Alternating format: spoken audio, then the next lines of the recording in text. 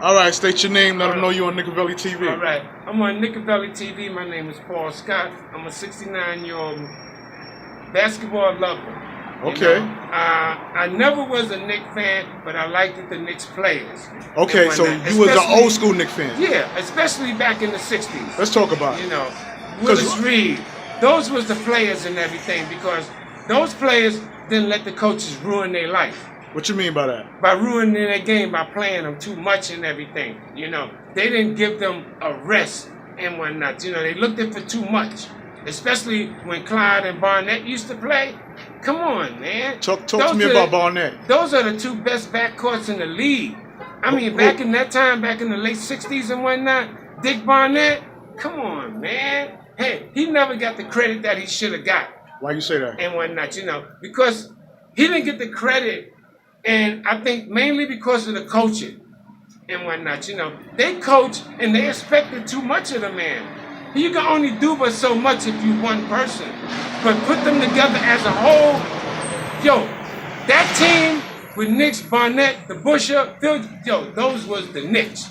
How was Phil Jackson game back then? Back then, that was the man. Because you know what I'm saying? Phil Jackson, that son of a gun and whatnot, you know. His defense, his strongness, come on. They don't have that on the Knicks. Even when he became coach of the Knicks, they had his hands tied.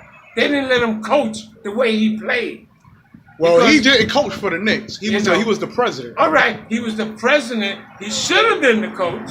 I agree. All right, I got that wrong. He should have been the coach of the Knicks and everything. But even as a coach, they had his hands tied. You understand? Even though, yeah, he was the president, this and that, but he didn't run the team. Come on, let that man run the team. Talk to me as a player. How was he as a player? As a player, I heard he was like, what's the guy from the Pistons? Lambeer? Yeah. Oh, you understand? Compare him and Lambeer. Now, those was two white boys back in the day.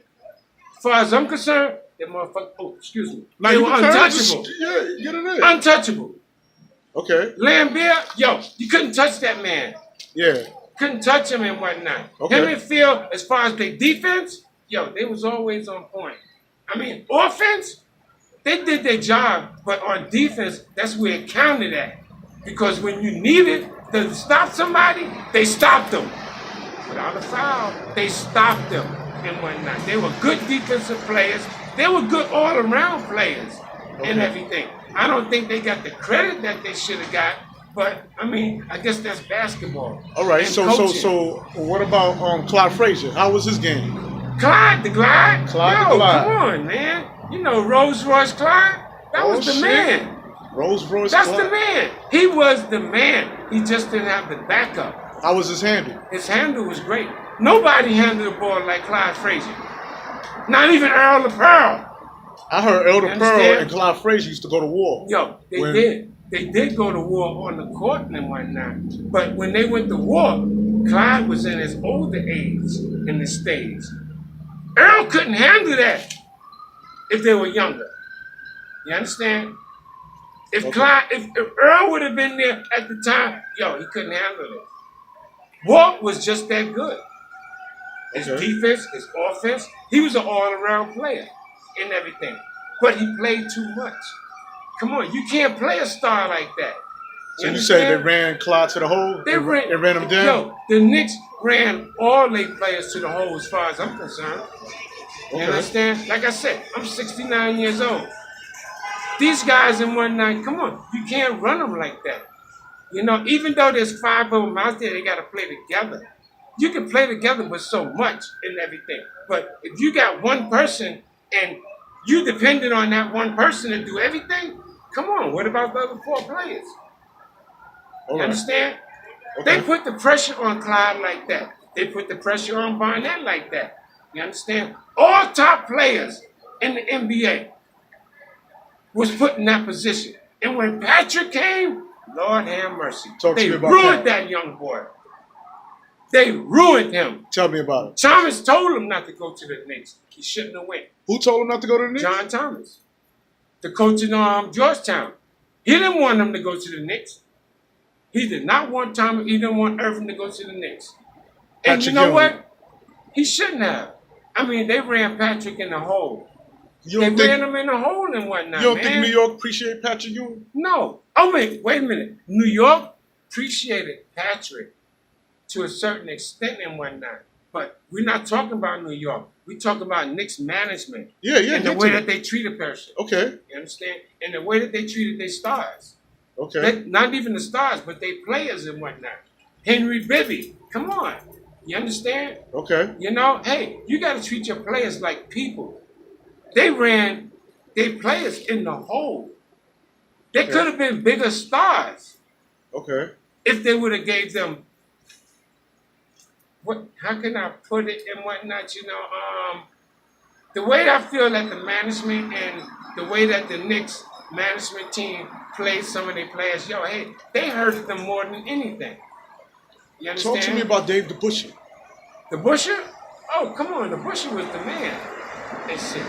You know, the Busher was the man. He did his thing and whatnot. Yo, hey, he was an outside player, but you put him in the paint, under the board, he was unstoppable. Nobody. The Busher, and what, at 6'8"? Come on, that man played like he was over 7 feet. And shit. He was strong, he was considerate, and hey, yo, he was down with his players. All right. He was there for his players and whatnot. They played together. It was management that messed up the Knicks' time.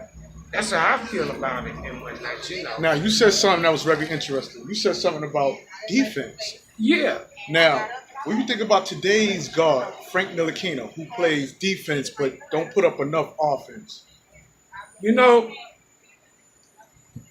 That's the kid from France. right, okay, now, that kid and whatnot, now you talking about France ball players and whatnot to the ball players in the United States.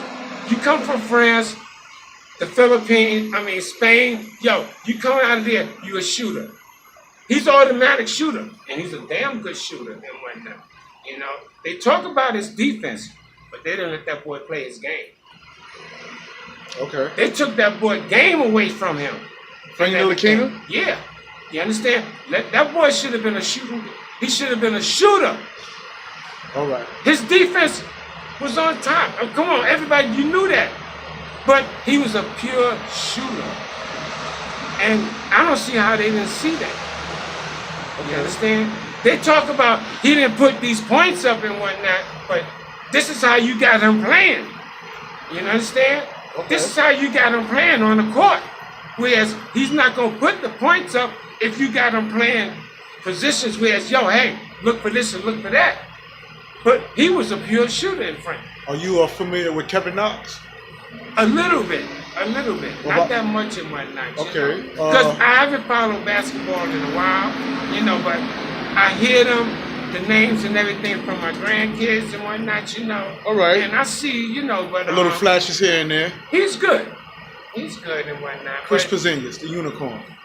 who? Chris Porzingis. From what team? He's on the Knicks. The Chris Knicks. Porzingis, KP. See? KP. You don't know who KP is? And whatnot. Oh my See? God, I should shoot you down, man. You Yo, should get shot. man. But you doing That's good, man. probably Talk about the good old school. and whatnot. I know you heard I'm of- an old school ball player. You heard of Kyrie Now, Irving, right? KP. KP. Now, I know that. That's what I just said. And Chris whatnot. Porzingis. Yeah, but see, I wouldn't know because you saying no. But KP, Yeah. he's a good player and whatnot. But like I say, you know, the Knicks will pay you and then they'll ruin you. They give you the money, but they ruin your career. The Knicks is a career.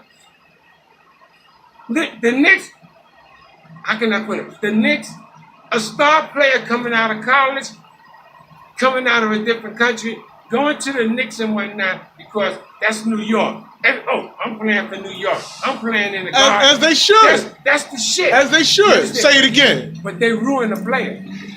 They ruin the players. Talk to me about Carmelo Anthony. You know, Carmelo, he shouldn't go to the Knicks He left the Knicks. and whatnot. He's on Houston right now. Right, yeah. You know. Did you But, like his game? Oh, I like Carmelo's game and whatnot. He was kind of selfish though. But I blame that on the coaches that he dealt with. You know, Carmelo came out of school and whatnot. He wasn't a selfish ball player. He was a team player. He got in the pros and whatnot. After his first year, come on. Money, fame, come on, yo. Yo, you teach your ball players. It's not all about money all the time. And that's what you And think. that's what I'm saying about old school and new school. You understand? Old school wasn't getting the salaries that these guys are getting. Are you fucking crazy? And they deserved it. Now,